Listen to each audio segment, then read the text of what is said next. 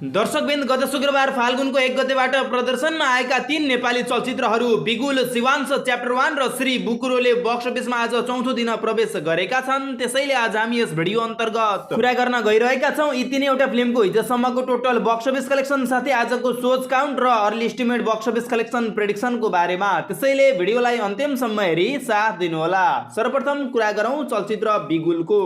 रमेश कोइरालाको निर्देशनमा दिनेश कोइरालाको कथा रहेको चलचित्रमा बेनिसा हमाल, नरेन खड्का, विनोद न्यौपाने, रमेश बुढाथोकी, निर शाह, सरोज खनाल, हेमन्त बुढाथोकी, शिशिर वाङ्देल लगायतका कलाकारहरूलाई देख्न सक्छौँ। एमजीपी लिमिटेडको ब्यानरमा निर्माण भएको चलचित्रमा दिनेश कोइरालाको लगानी छ। यो फिल्म पहिलो दिन फाल्गुनको 1 गते देशभरको मल्टिप्लेक्समा 49 वटा शोका साथ प्रदर्शनमा आएको थियो। चलचित्रले बक्स अफिसमा आज चौथो दिन जम्मा 24 वटा शो प्राप्त गरेको छ। यो चलचित्रले बक्स अफिसमा सुरुवाती 3 दिनमा औसतको मात्र व्यापार गरेको छ। फिल्मले हामीले प्राप्त गरेको एस्टिमेट रिपोर्ट अनुसार लगभग 7,70,000 हारारीको कमाई गरेको छ। चौथो दिन आज फिल्मले प्राप्त गरेको 24 वटा शोमा त कतिपय हलमा फ्याट्टफुट्ट बुकिङ छ भने कतिपयमा त बुकिङै छैन। चलचित्रले बक्स अफिसमा यो भिडियो रिपोर्ट तयार पारुन्जेलसम्म लगभग 10-12 हजारको मात्र एडभान्स बुकिङ गरेको छ। फिल्मले आज बक्स अफिसमा सोमबार वर्किङ डे पनि भएका कारणले बढीमा 20 देखि 30 हजार हारारीको कमाई गर्न सक्ने प्रक्षेपण गरिएको छ। यो चलचित्र बक्स अफिसमा फ्लप साबित भइसक्यो भन्दा फरक नपर्ला। अब कुरा गरौँ चलचित्र शिवांश च्याप्टर 1 को। दर्शक महानुभावहरू, सन्तोष कुमार आत्रेको निर्देशन तथा अन्जान केसीको कथा रहेको चलचित्रको पटकथा भरत लिम्बुले लेखेका हुन्। चलचित्रका स्क्रिप्ट डाक्टर सुलक्षण भारती हुन्। प्रवीण खतिवडा, तेज गिरी, विकास जोशी, रुसा न्यौपाने, विमला लिम्बु लगायतका कलाकारहरूको शीर्ष भूमिका रहेको यो चलचित्र अन्जान सिनेमा प्रोडक्सन हाउसको ब्यानरमा निर्माण भएको हो। चलचित्रको निर्मातामा अन्जान केसी र शोभा भण्डारी छन्। यो फिल्म पहिलो दिन गत शुक्रबार यानि कि फाल्गुनको 1 गते देशभरको मल्टिप्लेक्समा 41 वटा शोका साथ प्रदर्शनमा आएको थियो। यो चलचित्रले बक्स अफिसमा निकै नै दयनीय व्यापार गरेको छ।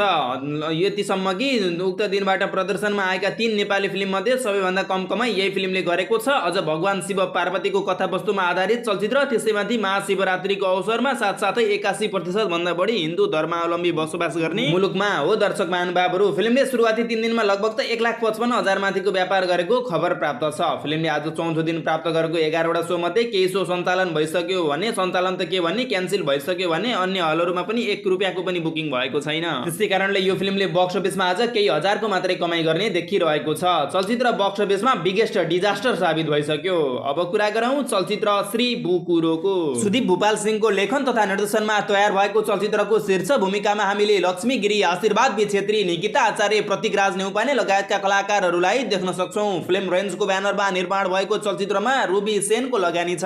यो चलचित्रले नि बक्स अफिसमा 3 दिनमा दयनीय व्यापार गरेको छ। फिल्मले पहिलो दिन 45 वटा शोका साथ प्रदर्शनमा आएको थियो भने आज चौथो दिन जम्मा 7 वटा शो प्राप्त गरेको छ। फिल्मले हिजोसम्म 2,20,000 हारारीको कमाई गरेको खबर प्राप्त छ। यो फिल्मले पनि आज प्राप्त गरेको 7 वटा शोमा कुनै पनि बुकिङ भएको छैन। फिल्मले बक्स अफिसमा आज जम्मा केही हजारको मात्रै कमाई गर्ने देखिरहेको छ। यो फिल्म पनि बक्स अफिसमा बिगेस्ट डिजास्टर साबित भइसकेको छ। ल त दर्शक महानुभावहरू, यो रह्यो आजको जानकारी। हजुरहरूले चलचित्र बिगुल, शिवांश च्याप्टर 1 र श्री बुकुरो हेर्नु भयो कि न? यदि हेरिसक्नु भएको छ भने हजुरहरूलाई यी 3 चलचित्रहरू मध्ये कुन चलचित्र सर्वोत्कृष्ट लाग्यो कृपया हामीलाई त्यस चलचित्रको नाम कमेन्ट मार्फत व्यक्त गर्नुहोला र हलमा चलुन्जेलसम्म तीनैवटा नेपाली फिल्मको बक्स अफिस कलेक्सनको भिडियो रिपोर्ट हेर्नको लागि हाम्रो च्यानललाई सब्स्क्राइब गरेर हामीसँगै जोडिनुहोला भन्दै अर्को भिडियोसम्मको लागि म पनि बिदा हुन्छु। धन्यवाद, शुभ दिन।